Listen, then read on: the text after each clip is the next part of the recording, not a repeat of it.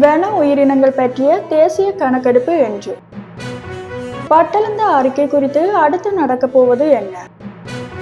தமிழர் பகுதியில் நேர்ந்த கொடூரம், நண்பர்களுக்கிடையே ஏற்பட்ட மோதலில் ஒருவர் பலி. யாழ் யூடியூபர் கிருஷ்ணா தொடர்ந்து விளக்கமறியலில், பிணை வழங்க மறுத்து நீதிமன்றம்.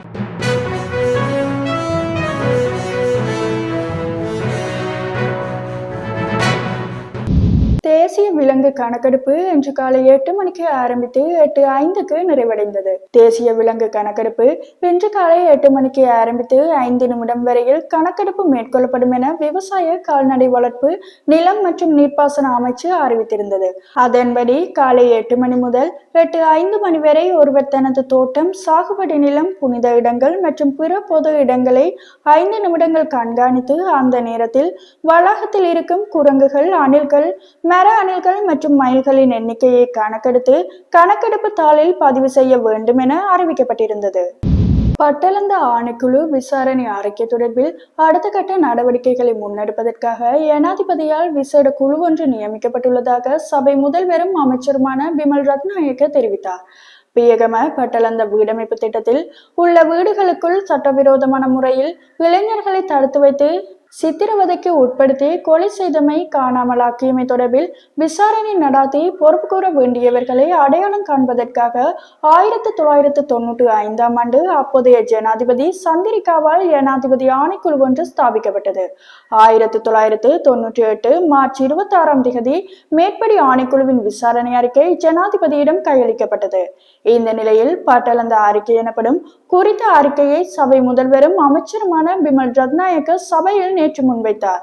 இதன்போது கருத்து வெளியிட்ட அவர், பட்டளந்த ஆணைக்குழு அறிக்கை தொடர்பில் நடவடிக்கை எடுப்பதற்கு ஜனாதிபதி அனுர்குமார திசாநாயக்க தலைமையிலான அரசாங்கம் கொள்கை அளவில் தீர்மானித்துள்ளது.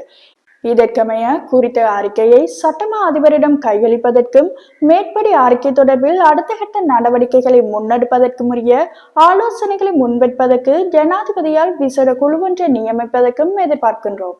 அதே போல பொருத்தமான நாளில் பட்டளந்த அறிக்கை தொடர்பில் நாடாளுமன்றத்தில் 2 நாள்கள் விவாதம் நடாத்துவதற்கும் திட்டமிட்டுள்ளோம். மும்மொழிகளிலும் உள்ள அறிக்கைகளை கையளிக்கின்றேன். சாட்சிகள் அடங்கிய இணைப்புகள் விரைவில் சபையில் முன்வைக்கப்படும் என்று அவர் தெரிவித்தார். மட்டக்களப்பில் நண்பர்களுக்கு இடையே ஏற்பட்ட மோதலில் ஒருவர் தாக்குதலுக்குள்ளாகி உயிரிழந்துள்ளார். குறித்த சம்பவம் நேற்று மட்டக்களப்பு வெள்ளாவளி போலீஸ் பிரிவில் உள்ள சின்னவத்தை பிரதேசத்தில் இடம்பெற்றுள்ளது. வெள்ளாவளி சின்னவத்தை பக்கியல்ல பிரதேசத்தை சேர்ந்த 45 வயதுடைய புவனேந்திரராசா என்பவரே இந்த சம்பவத்தில் உயிரிழந்துள்ளார். சம்பவம் தொடர்பில் மேலும் தெரிய வருகையில், உயிரிழந்த நபர் சம்பவ தினமான நேற்று பகல் 12 மணியளவில் அவருடைய 3 நண்பர்களுடன் சின்னவத்தை பகுதியில் உள்ள வயல் பகுதிக்கு சென்று ஒன்றாக இருந்து மதுபானம் அருந்தியுள்ளனர். இதன்போது குறித்த உயிரிழந்த நண்பருக்கும் ஏனைய 3 நண்பர்களுக்கும் இடையே வாய் தர்க்கம் ஏற்பட்டுள்ளது. இதனை அடுத்து குறித்த நபர் அவரின் 3 நண்பர்களால் பொல்லால் தாக்கப்பட்டு உயிரிழந்ததை அடுத்து மூவரும் அங்கிருந்து தப்பியோடியுள்ளனர். இதன்பின் அந்த வயல் பகுதிக்கு மாலை ஆவலை சென்ற கிராம உத்தியோகத்தர் ஒருவர் அங்கு சடலம் ஒன்று இருப்பதைக் கண்டு காவல்துறையினருக்கு தெரியப்படுத்தியுள்ளார். இதனை அடுத்து நீதிமன்ற அனுமதியை பெற்று சடலத்தை மீட்டு பிரேத பரிசோதனைக்காக மட்டு போதனா வைத்தியசாலையில் ஒப்படைத்துள்ளனர். பின்பு குறித்த நண்பரை தாக்கி கொலை செய்த குற்றச்சாட்டின் பேரில் 3 நண்பர்களையும் கைது செய்துள்ளனர். இதில் கைது செய்யப்பட்டவர்களை நீதிமன்றில் முன்னிலைப்படுத்தப்பட்டு மேலதிக விசாரணைகள் மேற்கொள்ளப்பட்டு வருவதாக போலீசார் தெரிவித்துள்ளமை குறிப்பிடத்தக்கது. இளம் பெண்ணொருவரிடம் அத்துமீறி பேசியதற்காக கைது செய்யப்பட்ட யூடியூபர் கிருஷ்ணாவுக்கு பிணை வழங்க நீதிமன்றம் மறுத்துள்ளது. நகர்த்தல் பத்திரம் மூலம் யூடியூபர் கிருஷ்ணாவின் வழக்கு நேற்று மல்லாகம் நீதிமன்றத்தில் பிணைக்கு அனுமதி கோரி விசாரணைக்கு எடுத்துக் கொள்ளப்பட்டது. எனினும் இது தொடர்பில் விசாரணை மேற்கொண்ட நீதிமன்றம் வழக்கை எதிர்வரும் 19ஆம் தேதிக்கு ஒத்தி வைத்துள்ளமை குறிப்பிடத்தக்கது. யாழில் வீடொன்றுக்குள் வைத்து பெண் பிள்ளை ஒன்றை தகாத முறையில் பேசிய யூடியூபர் கிருஷ்ணா பொதுமக்களால் மடக்கி பிடிக்கப்பட்டு போலீசாரிடம் ஒப்படைக்கப்பட்டிருந்தார். பாண்டதரிப்பு பகுதியில் வைத்து ஊர் மக்களால் அவர் மடக்கி பிடிக்கப்பட்டு இளவலை போலீசாரிடம் ஒப்படைக்கப்பட்டிருந்தார். உதவி செய்கின்ற காணொலிகளை பதிவேற்றம் செய்யும் வகையிலான யூடியூப் தளம் ஒன்றினை நடாத்தி வருகின்ற கிருஷ்ணா என்ற குறித்த நபர் பெண் பிள்ளைகளை அவமானப்படுத்துவது போன்று பேசிய காணொலிகள் சமூக வலைத்தளங்களில் வெளியாகி சர்ச்சையை ஏற்படுத்தியிருந்தது. இந்த நிலையில் இந்த விடயம் குறித்து நாடாளுமன்றத்தில் பேசப்பட்டது. அந்த வகையில் பல்வேறு தரப்பினரும் குறித்த நபருக்கு எதிராக கருத்தினை முன்வைத்து வந்திருந்தனர். இவ்வாறு கைது செய்யப்பட்ட யூடியூபர் கிருஷ்ணா உள்ளிட்ட நால்வரையும் 14 நாட்களுக்கு விளக்கமறியலில் வைக்குமாறு மெல்லகம் நீதிமன்றம் உத்தரவிட்டது. எனினும் நகர்த்தல் பத்திரம் மூலம் பிணை மனு கோரி நேற்று மெல்லகம் நீதிமன்றில் வழக்கு இடம்பெற்றது. இந்த நிலையில் வழக்கானது எதிர்வரும் 19ஆம் தேதி இடம்பெறவுள்ளமை குறிப்பிடத்தக்கது. கனடா வரலாற்றில் முதல் முறையாக யாழ்ப்பாணத்தில் பிறந்தவரான கரி ஆனந்தசங்கரி நீதி அமைச்சராக பதவியேற்றுள்ளார்.